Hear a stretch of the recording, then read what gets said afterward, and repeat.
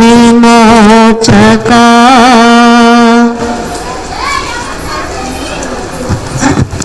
యోహాను సువార్త 19వ అధ్యాయం 30వ వచనం. యేసు ఆ చిరక పుచ్చుకొని సమాప్తమైనదని చెప్పి తన గురించి ఆత్మను అప్పగించాను. సరే, చిన్న ప్రార్థన చేసుకున్నాం. ప్రతి ఒక్కరు కూడా ఈ మాట ద్వారా నాతో మాట్లాడాలని చిన్న ప్రార్థన, ఒక 30 సెకండ్లు చిన్న ప్రార్థన చేసుకోండి. ప్రతి ఒక్కరు కూడా ఎవరు చూడకుండా హృదయపూర్వకంగా ప్రార్థించండి.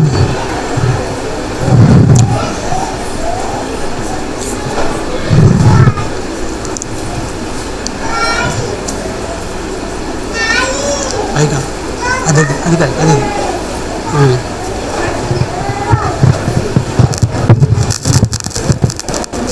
సర్వ సృష్టికి ఆధారపడుతున్న మా గొప్ప దేవ, నీకు వందనములు, స్తుతులు, స్తోత్రములు చెల్లించుకున్న యేసయ్య, ఇప్పటి వరకు మాకు తోడుగా ఉండి 5 మాటల ద్వారా 5 విషయాలు మాకు నేర్పించిన దేవుడిగా ఉన్నందుకు వందనములు తండ్రి. ఇప్పుడు 6వ మాట మేము వినుచుండగా నీ మాటలు మాకు నేర్పించిన తండ్రి యేసయ్య, నీ మాటలు జీవము గలవి. అవి నేను భుజిస్తే తండ్రి నాకు సంపూర్ణమైన ఆరోగ్యం, అదే నాకు నిత్య జీవనం నడిపిస్తుంది తండ్రి యేసయ్య. అటువంటి మాటలు వినుచుండగా మాకు సహాయం తెచ్చండి. శ్రద్ధగా నీ మనస్సును మాకు తెచ్చండి. నీ మాటల్లో ఉన్న మాధుర్యాన్ని గ్రహించే మనస్సును మాకు తెచ్చండి. అలాగే తండ్రి వెళ్ళివారు మాత్రమే కాకుండా విని దాని ప్రకారం నడుచుకునే జీవితాన్ని మాకు తెచ్చండి. ఈ 6వ మాటలో ఆదినుడి అంతం వరకు కూడా మీరే మాకు తోడుగా నీడగా ఉండి మా జీవితాలను మార్చుకుని నిన్ను మహిమకరంగా నిన్ను మహిమపరిచే విధంగా ఉండడానికి మాకు సహాయం దయచేయమని యేసయ్య పరిశుద్ధ నామములో అడిగి వేడుకొని పొందుకొనిచున్నాము ప్రభువు తండ్రి. ఆమేన్. సరే, శుక్రవారం కదండి, అంతేనా? ఇంకేమన్నా? లాస్ట్ వీక్ అయితే మనకి అవకాశం లేదు చెప్పాలంటే, కానీ దేవుడు మనకి ఈరోజు ఈ అవకాశం ఇచ్చినందుకు అమౌంట్ ఒకసారి దేవునికి హలో చెప్తాం. కొంచెం ఓపి తెచ్చుకునే హలో చెప్పండి చాలు.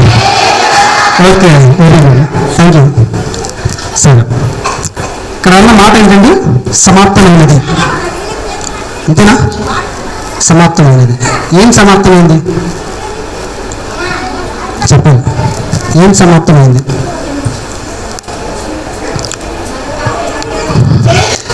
పాప పరిహార బలి. అంతేనా? ఎవరు చెప్తున్నారు? రైట్. ఇంకా మాట్లాడితే బాగుంటుంది. నేనేం మాట్లాడగలను? అందరూ మాట్లాడితేనే బాగుంటుంది. ఓకే, దేవుడు మాట్లాడమంటుంది, వేరే మాటలు కాదు కదా. ఓకే, సమాప్తమైనది.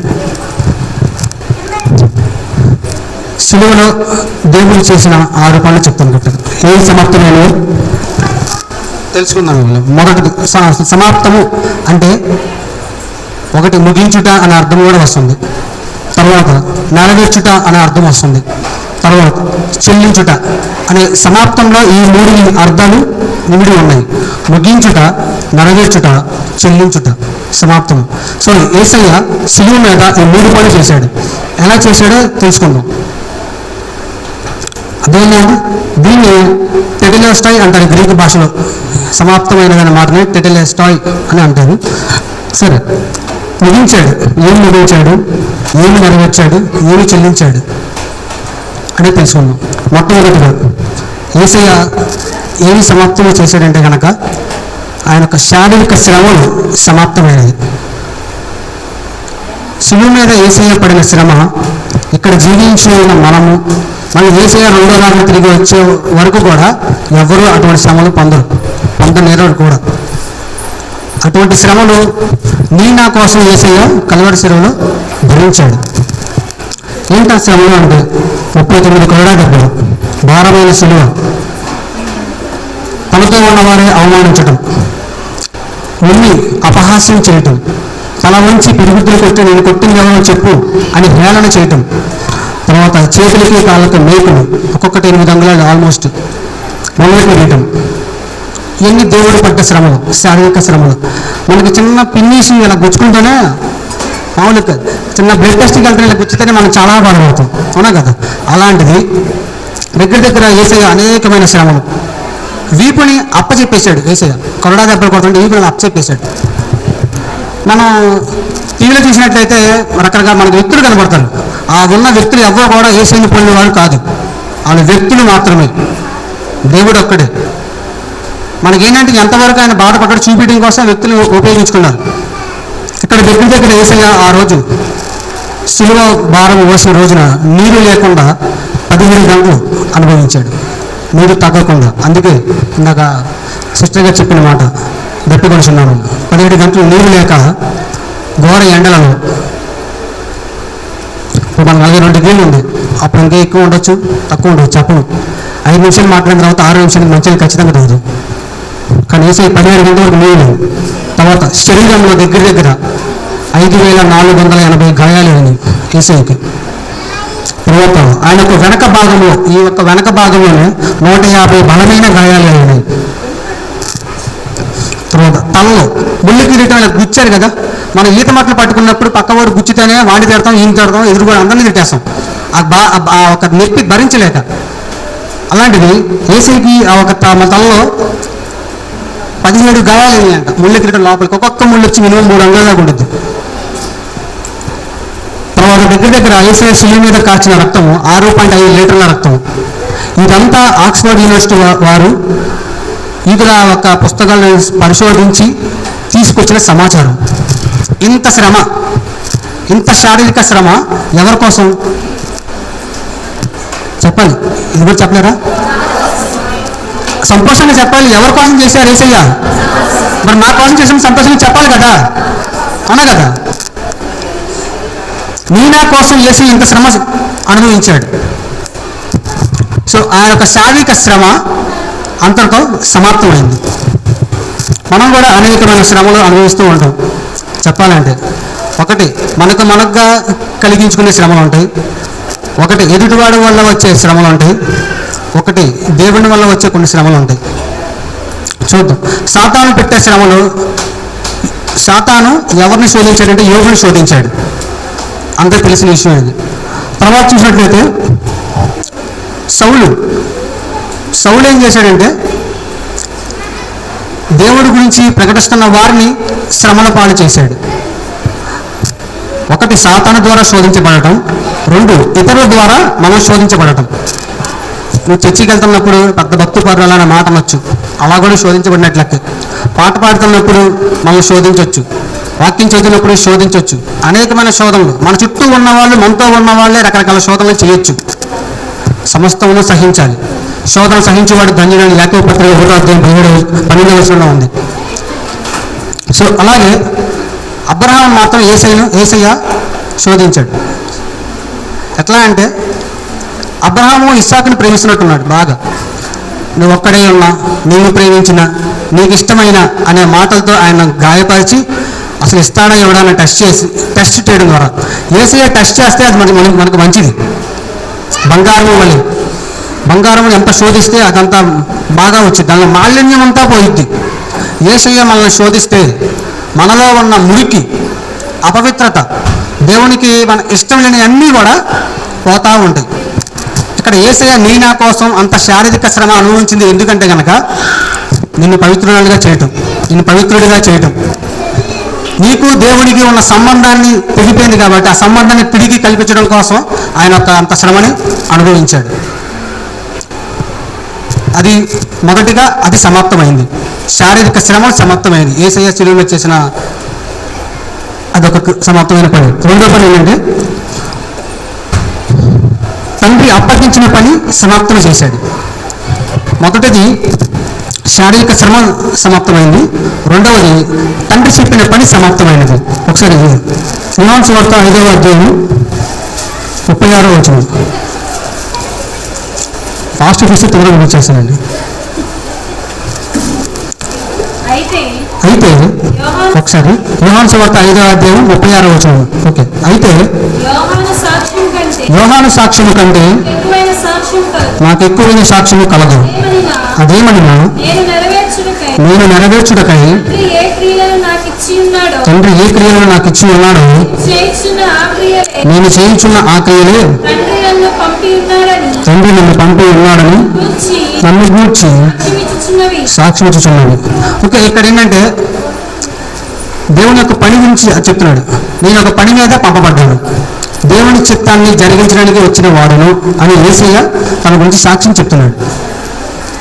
ఆ ఒక పనిని యేసయ్య శిలువ మీద కంప్లీట్ చేశాడు. అది సమాప్తమైనది. ఏంటి ఆ పని అంటే, ఆదాము మొదలుకొని మళ్ళీ యేసయ్య తిరిగి వచ్చేంత వరకు కూడా ఏ వ్యక్తి అయితే అందరూ పాపం చేస్తాం ఖచ్చితంగా. పుట్టినది మొదలుకొని చనిపోయిన వరకు కూడా ఏ రకంగా పాపం చేస్తూనే ఉంటాం. మనం చేసే పని ఏంటంటే ఎప్పటికప్పుడు వాష్ చేసుకుంటూ ఉండాలి, ప్యూరిఫై చేస్తూ ఉండాలి. సరే, ఎక్కడ జరిగిందంటే దేవుడు అప్పచెప్పిన పని ఏంటంటే, మన పాపం చేయడం ద్వారా దేవునికి దూరం అయిపోయాం, తండ్రి అయిన దేవునికి దూరం అయిపోయాం. మన పాపం చేయడం ద్వారా తండ్రితో సహవాసానికి దూరం అయిపోయాం. మనం పాపం చేయడం ద్వారా ఆయన యొక్క ఉద్దేశము, ఆయన యొక్క చిత్తాన్ని తెలుసుకునే భాగ్యం కూడా కోల్పోయాం. ఈ 3 పనులు మనం కోల్పోయాం. సో ఇది మళ్ళీ మనం తిరిగి పొందుకోవడం కోసం యేసయ్య మహిమను విడిచి మట్టైన నీ కొరకు నా కొరకు ఈ మట్టి లోకానికి వచ్చాడు. వచ్చి ఆ యొక్క మళ్ళీ రిలేషన్ మళ్ళీ మనకి చేశాడనమాట. ఇది రెండో మాట. ఏం సమాప్తమైంది అంటే, ఫస్ట్గా శారీరక శ్రమలు సమాప్తమైనవి. రెండవదిగా తండ్రి చెప్పిన పనిని సంపూర్ణంగా జరిగించాడు. మరి మనం జరిగిస్తున్నామా? దేవుడు చెప్తాను మనం జరిగిస్తున్నామా? నేను కూడా ఒక పని గురించి సమాప్తమైతే బాగుంటుందని ఆలోచిస్తున్నాను. చెప్తే మీరు ఖచ్చితంగా అవుతారు.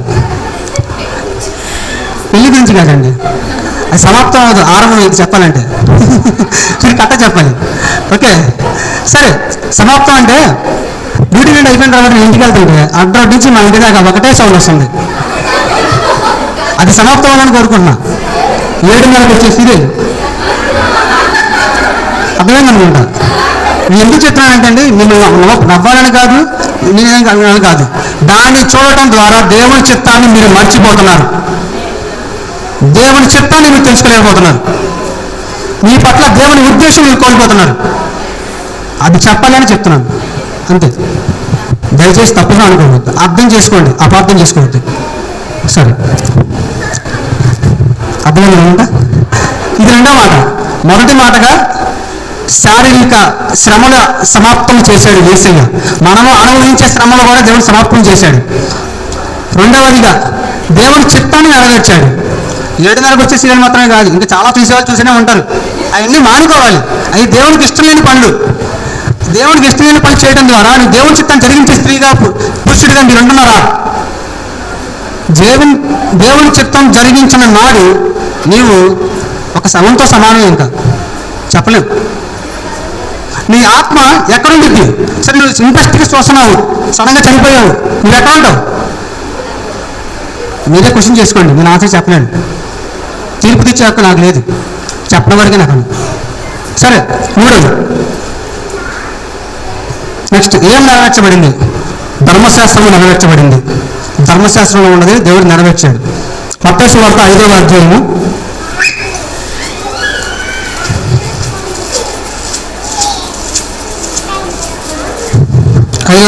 17వ వచనం. ధర్మశాస్త్రమునైనను ప్రవక్తల వచనములైనను కొట్టువేయ వచ్చిందని తలంచవద్దు, నెరవేర్చుటకే గాను కొట్టువేయటకు నేను రాలేదు.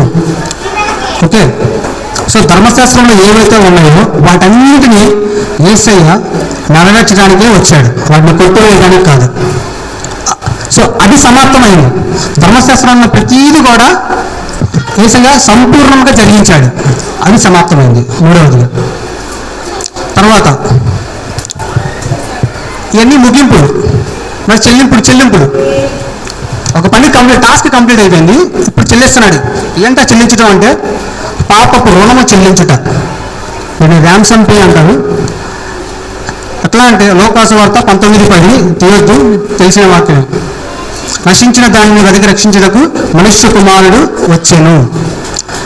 ఆదాము హవ్వ ఫస్ట్ చూసిన తనకి పండుని చూసి కోరిక కలిగింది. Decision that leads to destruction. కోరిక కలిగింది, నిర్ణయం తీసుకుంది, పతనానికి దారి ఉంది. సో ఆ పతనం ఇప్పటికీ మనం కొనసాగుతూనే ఉంది. సో దాన్నే ఏం చేసినట్టు యేసయ్య ఆ ఒక పాపము పోవాలి అంటే కనుక ఏ పాపం లేనివాడు జన్మిస్తేనే తప్ప, ఏ పాపం లేనివాడు చెల్లిస్తేనే తప్ప ఆ పాపం పోదు. ఆ పాపం నుండి మనకు విడుదల రాదు.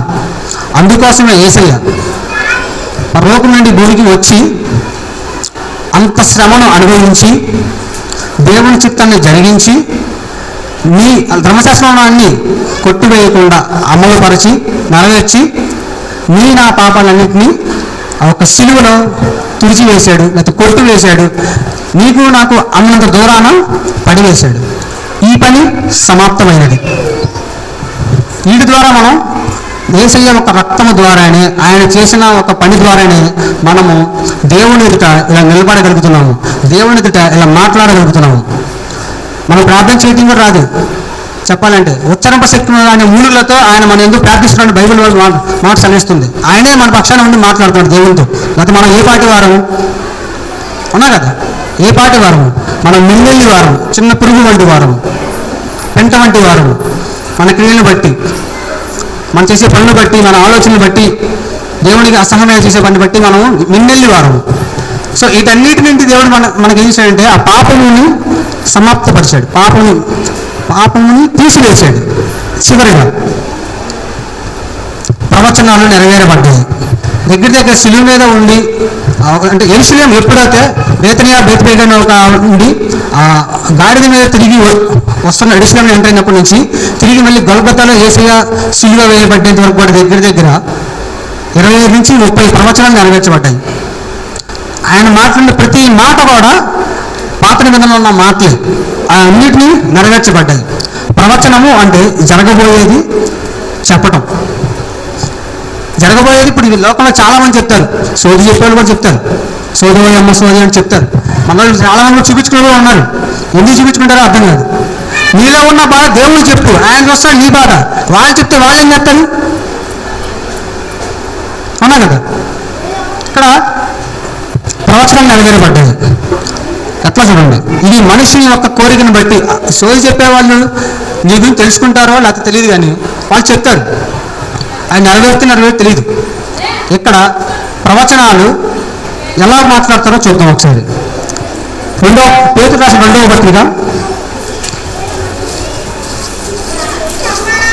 పత్రిక 1వ అధ్యాయం 21వ వచనం.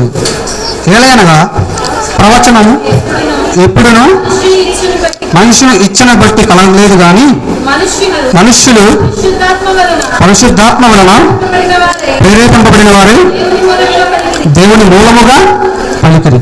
ఈ ప్రవచనాలు వాళ్ళ యొక్క కోరికను బట్టి, వాళ్ళ యొక్క ఆలోచన బట్టి పలికినవి కావు. మొదటిది, దేవుడే వారి యందు ఉండి పలికించిన మాటలు. ఆయన ఏదైతే జరిగించాలనుకుంటున్నాడో ఆ మాటలను ముందుగానే పలికించాడు. మనం కూడా ఆరాధన చేసే ముందు యెషయా గ్రంథం 53వ అధ్యాయం చదివాం. ఆ అధ్యాయం అంతా చదివినట్లయితే ఆ అధ్యాయం ఒక కేంద్ర బిందువు యేసయ్య. యేసయ్య ఏ రీతిగా శ్రమలు అనుభవిస్తాడో, ఏ రీతిగా ఆయన మన కొరకు నలగొట్టబడుతున్నాడో క్లియర్గా ఉంది ఆ అధ్యాయంలో, 53వ అధ్యాయంలో. సో యేసయ్య ఏం సమాప్తం చేశాడంటే 5 విషయాలు చెప్పాను ఇప్పుడు. మొదటిది, శారీరక శ్రమలు సమాప్తపరిచాడు. రెండవది, తండ్రి అప్పగించిన పనిని సమాప్తపరిచాడు. మూడవది, ధర్మశాస్త్రాన్ని నెరవేర్చాడు. నాలుగవది, పాపపు రుణము చెల్లించాడు, రక్తమిచ్చి చెల్లించాడు. చివరిగా ప్రవచనాలు నెరవేర్చాడు ప్రవచనాలు. ఇది చేశాడు, ఇది సమాప్తమైంది. ఇంత చేశాడు యేసయ్య. ఈరోజు అయ్యా నేను నీ కోసం ఇంత చేశాను, నా కోసం నువ్వేం చేస్తావు అని అడిగితే నువ్వేం చెప్తావు? యేసయ్య వచ్చినప్పుడు చూసుకుంటానంటావా? నీ ఇష్టం. వచ్చినప్పుడు చూసుకోవడే ఉండదు, ఉన్న పాటని వెళ్ళిపోతాం. వెళ్తే యేసయ్యనే వెళ్తాం, లేకపోతే పక్కన సాతాను ఉంటాడు, ఆడుతూ ఉంటాం. వచ్చి అడిగితే మీరేం చెప్తారు? నీ కోసం నేను ఇంత చేశానయ్యా, నువ్వు నా కోసం ఏం చేస్తావు అని అడిగితే నువ్వేం చెప్తావు? నీ దగ్గర సమాధానం ఉందా? నేను శ్రమలో అనుభవించాను, అప్పుడు ఆ టైంలో ఒక్క మాట కూడా నోరు జారలా. సెల్ఫ్ కంట్రోల్ కలిగి ఒక్క మాట కూడా నోరు జారకుండా, ఆయనకి అధికారం ఉండగా ఒక్క మాట కూడా నోరు జారకుండా దేవుని చిత్తాన్ని జరిగించాడు. మరి మనం యేసయ్య వచ్చి అడిగితే మీరేం చెప్తారు? ఇలాగే హిట్లర్ తెలుసుగా మీకు, జర్మనీ ఒక నియంత హిట్లర్. ఆయన పరిపాలించే కాలంలో ఇది రియల్గా జరిగిన సంఘటన, కల్పిత కథలతో కాదు. ఆయన పరిపాలించిన సమయంలో యూదులను తీసుకుని వెళ్ళిపోయేవాడు. మనకి చెరలో ఎలాగా తీసుకెళ్ళిపోతాం అలాగా తీసుకుని వెళ్ళిపోయి ఈయన ఎలా చంపాలి, ఎలాగైనా చంపాలి అని చెప్పి ఒక ఆలోచన చేసి ఒక ఎలక్ట్రికల్ కుర్చీని తయారు చేశాడు. కరెంట్ షాక్ తగిలే కుర్చీని తయారు చేసి దాన్ని కూర్చోబెట్టి ఒక్కొక్క మనిషిని లోపల తీసుకెళ్ళటం, దాన్ని కూర్చోబెట్టడం, షాక్ ఇచ్చి చంపేది యూదులను. ఇలా చేస్తూ ఉంటే ఒక యవనస్తుడు, అంటే పెళ్ళయింది, ఒక కుర్రాడు వచ్చాడు, భయపడిపోతున్నాడు, ఏడుస్తున్నాడు. అయ్యా నెక్స్ట్ నేను వెళ్తే ఖచ్చితంగా చనిపోతాను, చావు గురించి భయం లేదు, ఎట్లా అని ఆలోచిస్తుంటే ఈలోపు ఒక వ్యక్తి వచ్చాడు, అబ్రహాం గాల్బే అనే వ్యక్తి వచ్చి ఆయన ప్రభువుని అంగీకరించినవాడు, ప్రభువుని తన సొంత రక్షకునిగా అంగీకరించినవాడు, అంగీకరించిన తర్వాత ఆయన మాట ప్రకారం నడుచుకుంటున్నవాడు వచ్చి ఎందుకయ్యా అంత రక్షణ లేనివాడే దిగాలు పడతాడు, రక్షణ లేనివాడే కలవరపడతాడు, రక్షణ కలిగి ఉన్నవాడు కలవరపడడు. ఎంత శ్రమ కలిగినా ఎంత చేసినా ఇక్కడ నా జీవితం ఇక్కడితో ముగించినా తర్వాత నా జీవితం ఆయనతో ఆరంభమైంది అనే దృఢ నిశ్చయంతో ముందుకెళ్తాడు. ఆ వ్యక్తి అలా ఉన్నాడు ఆ వ్యక్తి. కానీ ఈ వ్యక్తి మాత్రం కలవరపడుతున్నాడు, భయపడిపోతున్నాడు, నా జీవితంతో అయిపోతుంది చెప్పి టెన్షన్ పడిపోతున్నాడు. ఆ అబ్రహాం గాల్బే అనే వ్యక్తి వచ్చి అడుగుతాడు, ఏంటయ్యా అంటే లేదండి నేను చనిపోతాను, నాకు చనిపోవడానికి బాధ కాదు, కాకపోతే నాకు మా ఇంటికాడ మా వైఫ్ ఉంది, ప్రెగ్నెంట్తో ఉంది, నాకు అదే కొంచెం కలవరంగా ఉంది అంటాడు. అవునా, అయితే ఈరోజు నీ ప్లేస్లో నేను వెళ్తాను అని వెళ్ళే ముందు, మరి నీ ప్లేస్లో నేను వెళ్తాను కదా, నువ్వేం చేస్తావు, నా కోసం నువ్వేం చేస్తావు అని ఆ అబ్రహాం గాల్బే అనే వ్యక్తి ఆ వ్యక్తిని అడుగుతాడు. అడగంగానే చెప్పయ్యా నువ్వు చెప్తే అది చేస్తా, మనం ఇట్లాంటి హామీలు చాలా ఇస్తాం, మనుషుల కన్నా దేవుడికి భాగిస్తాం. ఏసయ్య ఈ వారం నుంచి నేను క్రమం తప్పకుండా అంటారు, తప్పేదంతా క్రమం తప్పకుండా అంటారు. 7:00కి టైం కప్ప చూస్తారు, 7:00కి ఆరాధన గారు, క్రమం తప్పినట్టేగా. అతిక్రమం చేయవాడులారా, క్రమంగా వచ్చి దేవుణ్ణి ఆరాధిస్తే దాని యొక్క ఆశీర్వాదం చాలా డిఫరెంట్గా ఉంటుంది. సరే, ఇలాగే ఆ వ్యక్తి చెప్పండి అయ్యా నన్ను ఏం చేయమంటావు చెప్పు, నువ్వు చెప్పింది చేస్తా అన్నాడు. ఇప్పుడు ఆ వ్యక్తి అన్నాడు, ఏం లేదయ్యా, నేను యేసయ్యని అంగీకరించాను, ఆయన గురించి నేను తెలుసుకున్నాను, నీవు కూడా యేసయ్యని అంగీకరించి ఆయన గురించి తెలుసుకో అన్న మాట చెప్పి తన జీవితాన్ని అక్కడ సమాప్తిపరచుకోవడానికి వెళ్ళిపోతున్నాడు. బట్ కానీ ఎప్పుడు లోపలికి వెళ్ళాడు ఆ వ్యక్తి చనిపోయాడు. కానీ ఆ వ్యక్తి చనిపోవడం తరువాత ఈ వ్యక్తి రక్షణలోకి వచ్చాడుగా, వచ్చాడా లేదా? మరి రక్షణ పొందిన నీవు నీ జీవితం సమాప్తం అయ్యే లోపు ఎంతమంది రక్షణ నడిపిస్తున్నావు? అసలు నీ రక్షణ ఇతర రక్షణార్థకరంగా ఉందా? అసలు రక్షణ పొందిన నీకే రక్షణ పొందానా అనే క్వశ్చన్గా ఉందా? ఆలోచించుకోండి ఒకసారి. సో సమాప్తమైనది. మనం కూడా యేసుక్రీస్తు వలె ఆయన మార్పు తండ్రి శోధనలను మనం సహించి, అంటే మనకు వచ్చిన శోధనలను సహించి తండ్రి చిత్తాన్ని జరిగించి ఆయన మాట ప్రకారం నడుచుకుంటూ మన జీవితాన్ని ముగించుకుందాం. అట్లా ఉండాలి. అది కాకుండా శోధన వచ్చినప్పుడు నోరు జారి బూతులు మాట్లాడచ్చు, ఇంకేదైనా మాట్లాడచ్చు, ప్రతిదీ నోట్లయిద్ది పుస్తకంలో. ఒక దినాన్ని నువ్వు లెక్క చెప్పాల్సిందే. సో ఈ రోజు నుంచైనా ఇలా ప్రతి సంవత్సరం 7 మాటలు వింటూనే ఉంటాం. ఇప్పుడు వింటున్నా కానీ జీవితాన్ని మార్చుకుంటేనే అది ఆనందకరంగా, సమాధానకరంగా, ఇతరులకు రక్షణార్థకరంగా ఉంటుంది. విన్నంతకాలం వింటూనే ఉంటే కనుక మన జీవితం మారదు, ఇట్లాగే ఉండిపోద్ది. వాళ్ళు చెప్తారు, వీళ్ళు చెప్తారు, వింటాను, వెళ్తాను, ఇంతే, ఇలాగే ఉండిపోద్ది. నీ జీవితాన్ని కూడా యేసయ్య వలె ఇతరులను క్షమిస్తూ, రక్షణలోకి నడుస్తూ, ఇతరులని దేవుని మాటల ఆదరణ కలిగించేలాగా మాట్లాడుతూ, వాళ్ళని ఆత్మను రక్షిస్తూ నీ జీవితాన్ని ముగించుకొని ముందుకెళ్ళాలి. మనం కూడా యేసయ్య వలె సమాప్తమైనని చెప్పాలి. యేసయ్య తండ్రి చెప్పిన పని సమాప్తపరిచాడు. మరి నీవు నీ పట్ల దేవుడికున్న చిత్తాన్ని నువ్వు సమాప్తపరుస్తావా? సమాప్తపరిచలేకపోతే చిన్న ప్రార్థన తీసుకున్నాం.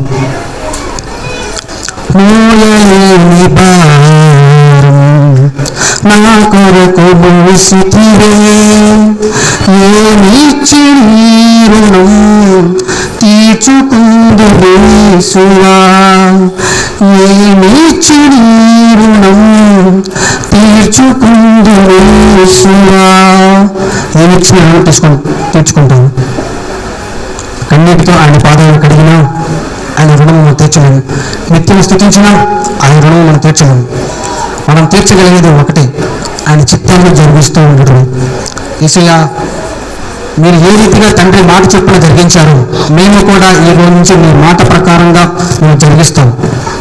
మాకు నీ సహాయం కావాలి యేసయ్య అంటూ ప్రార్థించండి.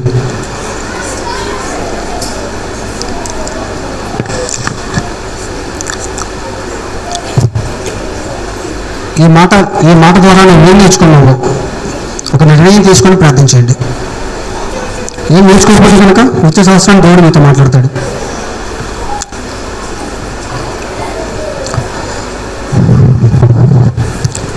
మా రక్షణకు ఆధారభూతుడు మా గొప్ప దేవ, నీకు వందనములు స్తుతులు స్తోత్రములు చెల్లించుకున్న యేసయ్య. తండ్రి, ఈ 6వ మాట ద్వారా మాకు అనేక విషయాలు నేర్పించేందుకు వందనములు తండ్రి. అవును దేవ, సమాప్తమైనది. శారీరక శ్రమలు సమాప్తమైనవి తండ్రి. చిత్తము సమాప్తమైనది. ధర్మశాస్త్రము నెరవేర్చబడినది. పాప రుణము చెల్లించబడినది. అలాగే తండ్రి, ప్రవచనాలు నెరవేర్చబడ్డాయి తండ్రి. మేము కూడా తండ్రి నీ చిత్తము జరిగించుకుంటూ ముందుకెళ్ళి ధన్యతను మాకు దయచేయండి. నీ మాట ప్రకారం నడుచుకుని ధన్యతను మాకు దయచేయండి. మా జీవితంలో వస్తున్న శ్రమను సహించి ముందుకెళ్ళే కృపను మాకు దయచేయండి. యాకోబు భక్తుడు అన్నట్టుగా తండ్రి, శ్రమను సహించేవాడు ధన్యుడు అన్నారు తండ్రి. అటువంటి ధన్యకరమైన జీవితాన్ని మా అందరికీ దయచేయండి.